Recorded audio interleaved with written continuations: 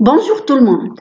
Dans cette vidéo, je vais vous présenter la première partie du cours de chimie organique intitulé la nomenclature, qui va vous permettre d'apprendre comment nommer une molécule en chimie organique. Je vais commencer mon cours par vous donner quelques définitions. La chimie organique est la chimie du carbone. Tout composé possède au moins un atome de carbone et est appelé composé organique.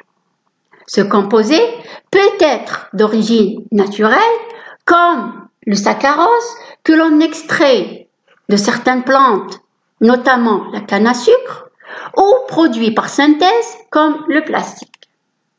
Un hydrocarbure est un composé constitué de carbone et d'hydrogène.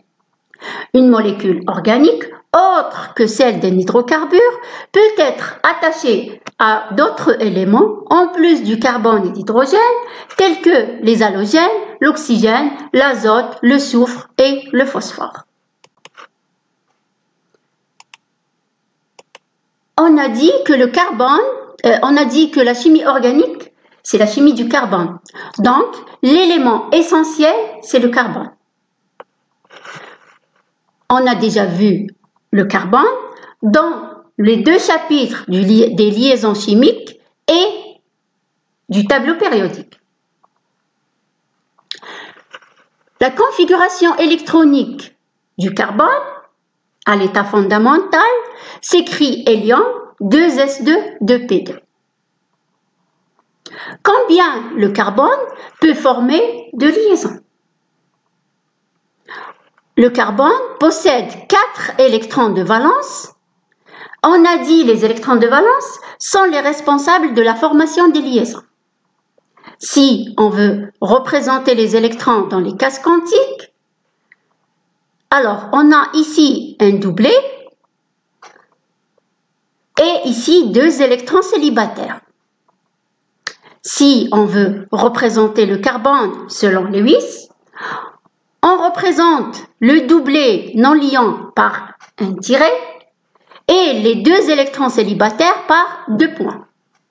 Donc, le carbone peut former 2 liaisons covalentes. Mais on a dit que la molécule CH2 n'existe plus dans la nature. La molécule qui existe, c'est CH4. Donc, le carbone peut former 4 liaisons. Mais comment?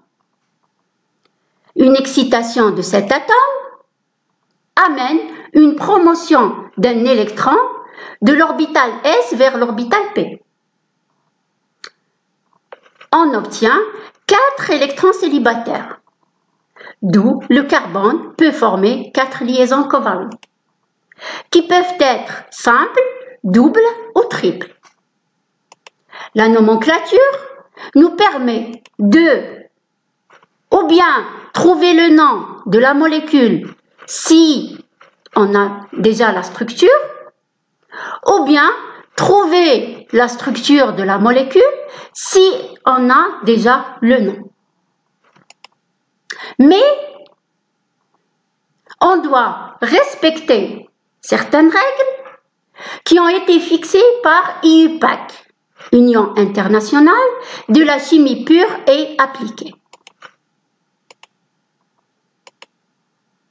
On commence la nomenclature par la nomenclature des hydrocarbures acycliques.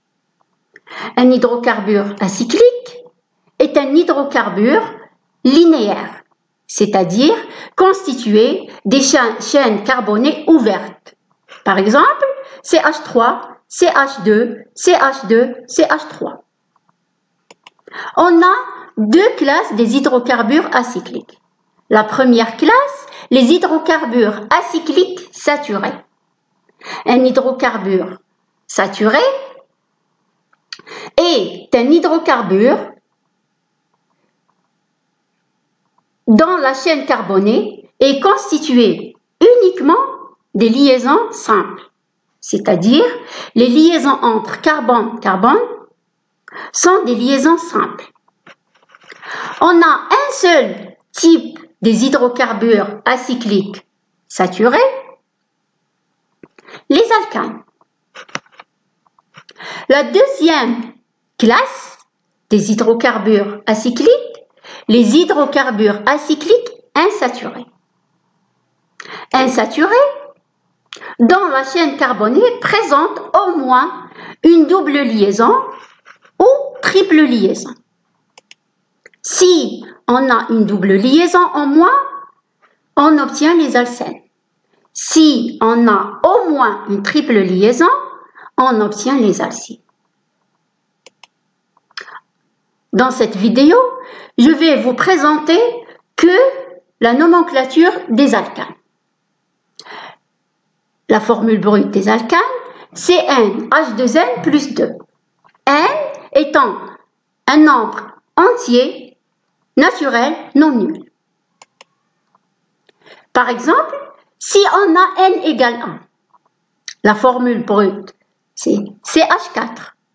Si on a N égale 2, on obtient une formule brute, C2H6. Dans les alcanes, on a deux types. Le premier type, ce sont les alcanes linéaires.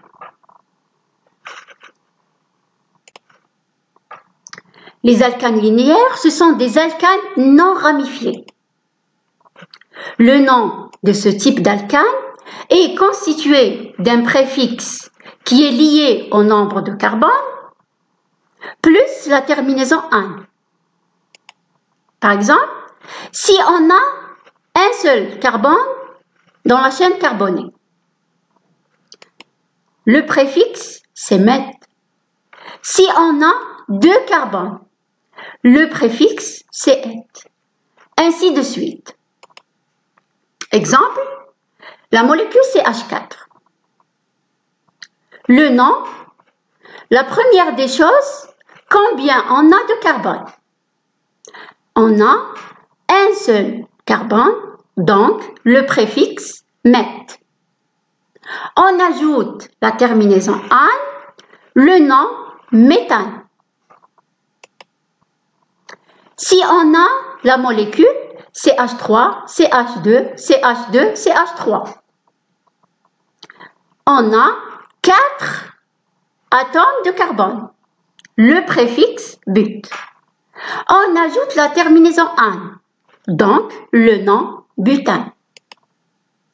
Le deuxième type des alcanes, les alcanes ramifiés, ou bien les alcanes non linéaires, qui possèdent des ramifications.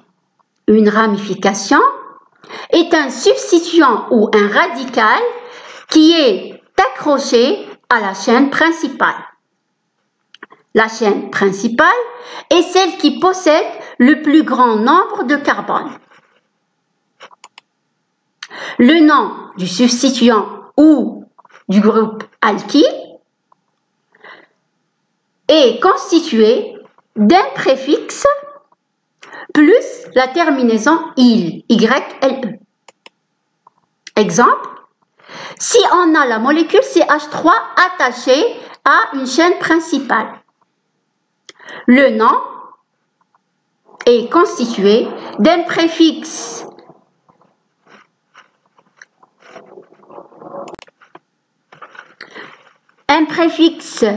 met, puisqu'on a un seul atome de carbone, on ajoute la terminaison YLE, il, le nom méthyle. Le méthyle est un dérivé du méthane, puisque le méthane, on a enlevé au méthane un hydrogène pour l'attacher à la chaîne principale. Maintenant, on va voir comment nommer un alcane ramifié. La première étape consiste à repérer la plus longue chaîne carbonée dans la molécule, aussi appelée la chaîne principale. Donc, on va voir la chaîne principale dans cette molécule. Alors, si la plus longue chaîne carbonée est constituée de 4 carbones, On peut trouver aussi 6 carbones. Ou bien cette dernière qui est constituée de 7 carbones.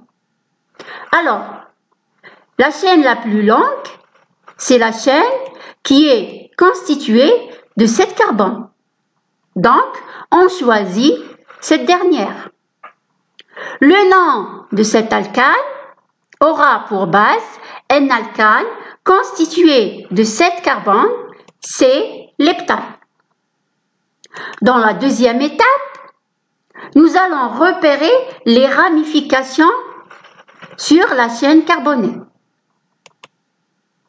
Alors, on remarque qu'on a une seule ramification, c'est le CH3. Donc, la ramification est constituée d'un seul atome de carbone, le préfixe c'est met, on ajoute la terminaison I, donc le nom du substituant c'est méthyle. Maintenant, il faut repérer la position du substituant dans la chaîne carbonée. Pour cela, il faut introduire la numérotation de la chaîne principale. Donc, ça sera la troisième étape. Le sens de la numérotation se fait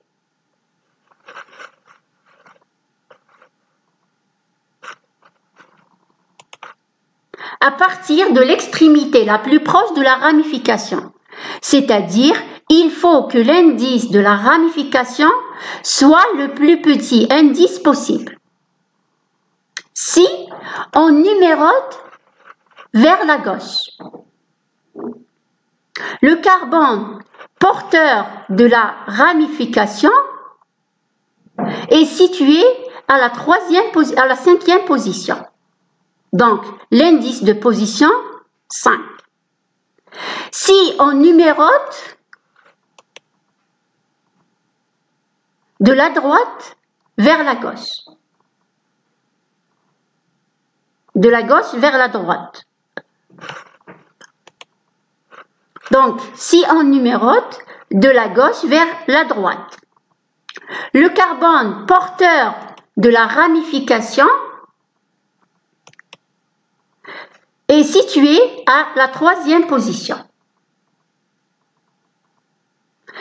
Le sens choisi est donc ce dernier, puisqu'on a 3, l'indice 3 est inférieur à 5. Puisque 3, c'est l'indice le plus bas. La quatrième et la dernière étape consiste à nommer la molécule. Le nom du substituant est placé avant la chaîne principale, en enlevant la terminaison il, c'est-à-dire on l'écrit méthyle, précédé par l'indice de position, qui est 3. Entre les chiffres et les lettres, on met systématiquement un tiret. Le nom de la molécule 3-méthylheptane.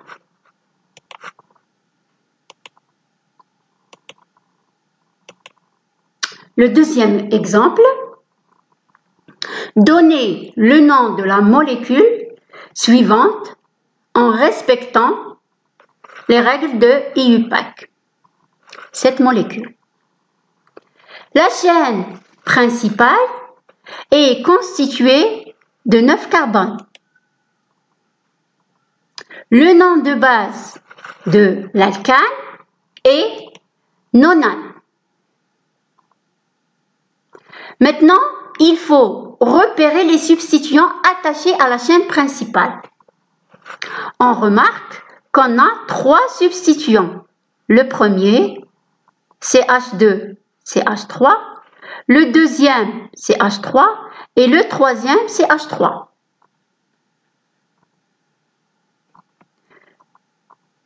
Deux substituants qui sont constitués d'un seul carbone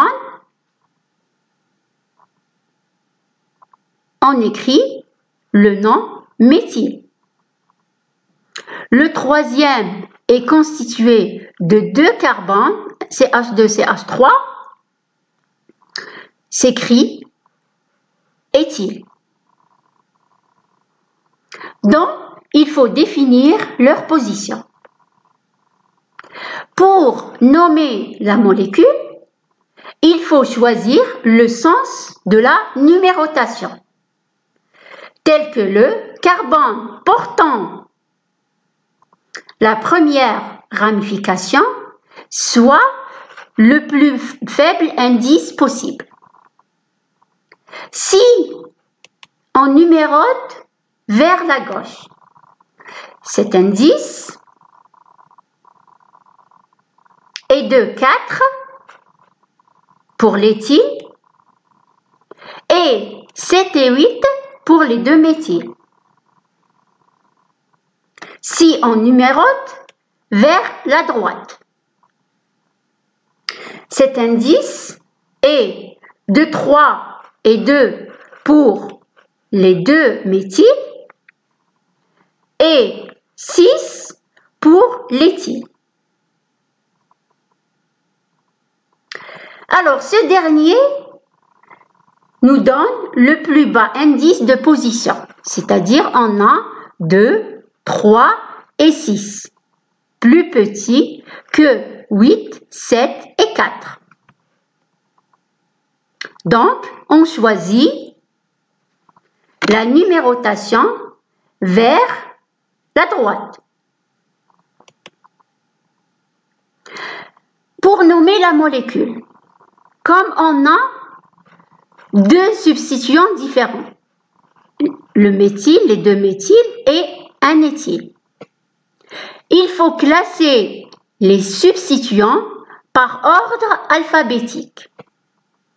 Comme on a le méthyle et après éthyle, donc éthyle vient avant le méthyle puisqu'on a le E et le N. S'il y a des substituants identiques, comme le cas ici, on utilise le préfixe di. Ici, on a 2 substituants identiques, c'est les 2 méthyles. Donc, on appelle les 2 méthyles diméthyl en ajoutant le préfixe di. Le préfixe di n'est pas pris en compte dans l'ordre alphabétique des substituants. C'est-à-dire, si on veut classer les substituants, on classe l'éthyle et après diméthyl, puisque le di n'est pas pris en compte dans l'ordre alphabétique, puisque le substituant, c'est le méthyle. Chaque substituant est placé devant chaque substituant est précédé par son indice de position. Comme ici, l'éthyle se trouve en position 6. Donc, c'est 6 éthyle, 2, 3 diméthyl. Les indices de position pour les 2 méthyles ou bien les substituants identiques sont séparés par une virgule, comme le cas ici. On a 2 substituants identiques. Le premier se trouve en position 2 et le deuxième en position 3. Donc, on met une virgule entre le 2 et le 3. Et après, le nom de la chaîne principale. Donc, le nom de la molécule, 6-éthyle-2,3-diméthylnonane. À la fin, je vais vous donner un exercice. Donnez le nom de la molécule suivante selon IUPAC. Essayez de trouver le nom de cette molécule en respectant les règles de UPAC. Je vous dis bon courage, restez chez vous, ne sortez pas. À la prochaine vidéo. Au revoir.